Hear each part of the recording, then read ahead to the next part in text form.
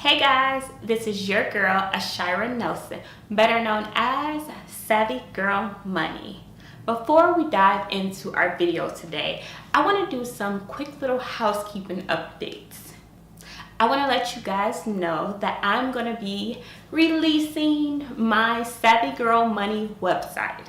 I am so excited. I have been working hard on this project for the last couple weeks, and I am so ready for you guys to see my little baby. I just worked so hard. I did all of the designs for the website and my investment in myself. I took some design classes last year. They are really paying off. So I cannot wait for you guys to see. On the website, you will be able to see everything Savvy Girl Money and learn a little more about me, Ashira Nelson. So make sure you guys are on the lookout for the release date.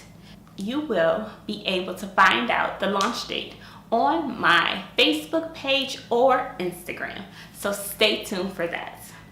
In today's video, we're going to talk about two important financial topics, which are saving and investing. Sometimes these two terms are used interchangeably, but they are so different. So let's dive into their differences. So guys, a savings account is an accumulation of cash. Think of this as a pool of cash that's there for your safety, just in case anything comes up and you need cash. It can be in a savings account with a bank or another institution, a money market account, a CD, or a good old-fashioned money jar. I want to dive into these 4 ways you can save and really go a little deeper into each of them. So first up is the typical everyday savings account. You might already have this, or you might have multiple ones. I have one with PNC Bank and I love it. I have what is known as a virtual wallet, and they give me the option of 2 different savings accounts. I have more of a short-term savings account and a long-term savings account. So it comes in handy if I want to save for different things. Like in my short-term savings account, I save for like my daughter's birthday party, which is coming up soon, and I save for vacations in my long-term, depending on how close that vacation is. Normally, savings accounts are held at a bank or other financial institution, and they're secured and backed by the FDIC. Next up on our list is money market accounts. Honestly, money market accounts are my favorite these days. Money market accounts are very liquid, meaning they are readily available if you need them. And they normally generate a higher interest than a typical savings account. So not only am I earning more on my deposit in a money market account, but it's still readily available. If you are looking for different options, make sure you check out my link below. I link to this great website that discuss different money market options. But I do want to tell you guys, there are limitations and certain minimum requirements with money market accounts. For instance, some require a minimum of $1,000 before you can even open up a money market account. Or some have certain limitations that state that you can't do more than about 5 withdrawals from your money market account per month. So you have to remember that when you're establishing your financial strategies. Am I going to need this account more than 5 to 10 times per month? Or am I okay? Maybe I will only need it 1 time. Then a money market account might be good for you. But if you're constantly going in here, emergencies coming up and different things is happening, you might want to consider going with your everyday savings account. And next is a CD. CDs are better known as a certificate of deposit. When you do invest in a CD, you are entitled to interest on the amount you deposit. But the thing with CDs, they have a maturity date. And what I mean by this is when you purchase a CD, the lender or the financial institution put a due date, maturity date on this CD. And it states that you're purchasing this CD for a certain interest amount. You will not get your initial investment back until a certain maturity date. A maturity date can be a year, 5 years, 10 years. Just know that the maturity date can vary. Depending on how long the maturity date is, if it's a 1 year, 5 years, 10 years, that normally predicts how much interest you're going to get. So least amount of time normally results in a lower interest. The longer the maturity date is, gives you a higher chance of gaining interest. And last up, and a great place to store your savings account is a good old-fashioned money jar. If you have not seen my video where I created a money jar for my daughter, Skylar, to help her start saving, make sure you check that out. The downside to a money jar is that you don't collect any interest. How would you? You're not putting it in a financial institution or anything. It's just pretty much sitting on your dresser or in the back of your closet collecting dust. But a plus to a money jar is it is quickly, readily available at your convenience. If something happens and you need that cash, it is there. You don't have to drive to a bank. You don't have to put in a request to get your cash. It's just there. And the thing is about a savings account, it's up to you to determine which option is best for you. If that's a typical savings account, a money market account, a CD, or that good old-fashioned money jar. But I want to let you know with savings, it's important to make sure you are paying yourself first, no matter which option you select. And what I mean by that, and that I stress in all of my videos, if you don't get anything from the Savvy Girl Money brand, make sure you come out knowing this. Paying yourself first means that when you get paid, you deposit money into your savings account first. That's right.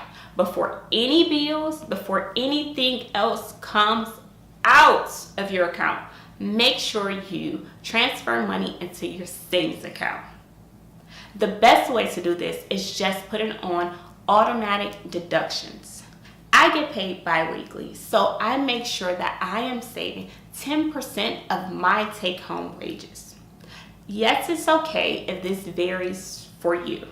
No, I don't want you to save 10% and not pay your electric bill. Be wise. Be smart about the way you're doing things. If you can only afford 5%, that's great. At least you're saving, and make sure your saving is consistent. That's why the auto deduction is very important. So let's switch gears and focus on investing your money. Investing is taking your money and purchasing assets with the hopes that these assets will generate future revenue.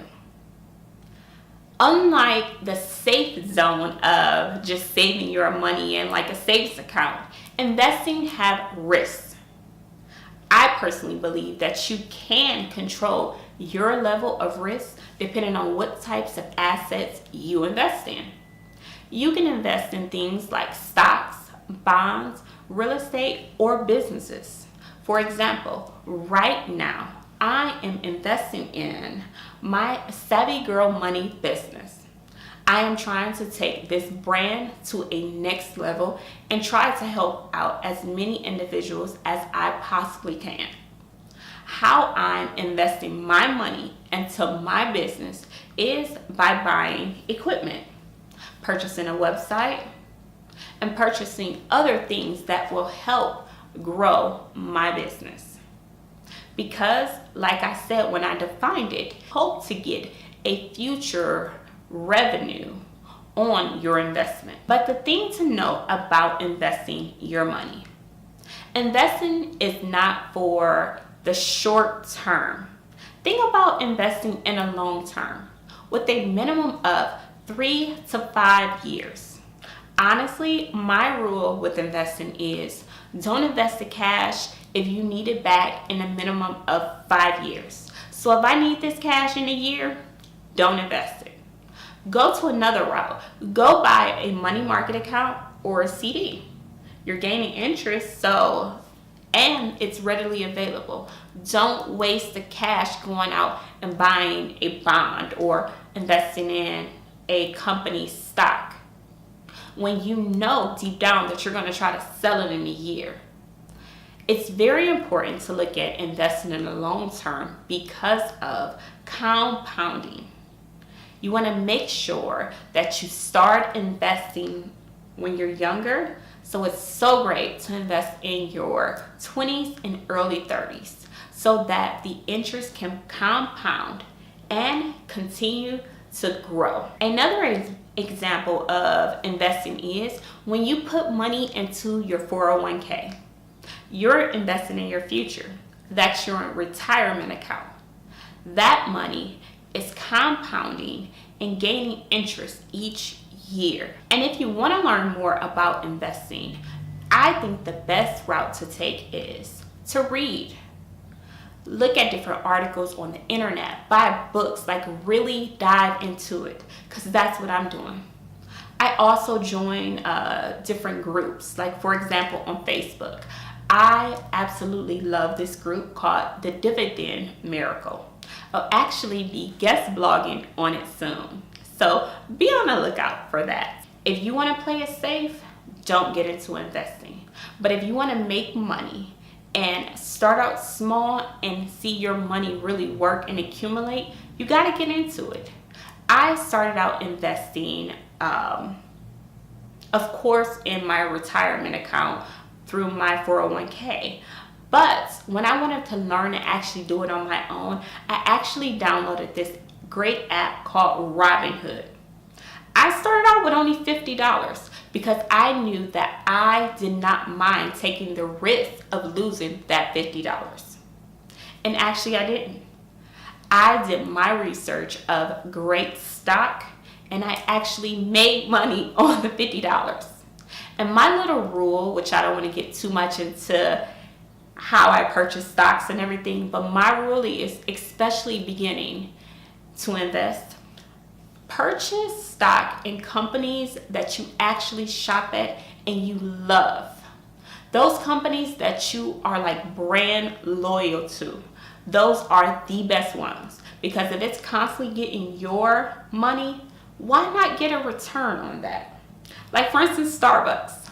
I love Starbucks, but I had to like cut down on that. But before I realized that I needed to cut down in order to achieve my financial goals, I was buying it constantly. So I purchased dividend in it, or I purchased stock in it to receive a quarterly dividend. And I do.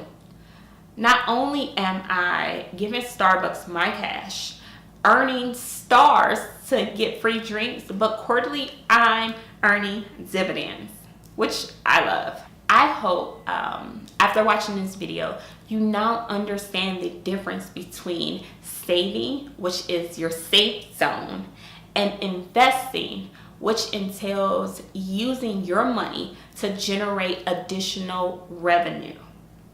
Two different terms that kind of sometimes go hand in hand, which they can, but you have to know the difference to financially strategize. In different situations, you're going to need your savings account. And in different situations, you're going to need to invest your money. Take the knowledge that you just learned to see how these two things can play an important role in achieving your financial goals. Like I said, the Savvy Girl Money website will be coming out soon. You can set up times to have financial coaching sessions with me. In those sessions, we're going to talk about savings plan, debt repayment plans, and I'm actually going to be doing coaching where I'm acting as your accountability coach for 30 days. I'm going to help you make financial decisions and wise decisions with your cash. So be on the lookout for that launch date. Make sure you subscribe to this video to check out other cool financial topics. And remember, this channel produces a new video every Tuesday. So I'll see you guys next Tuesday.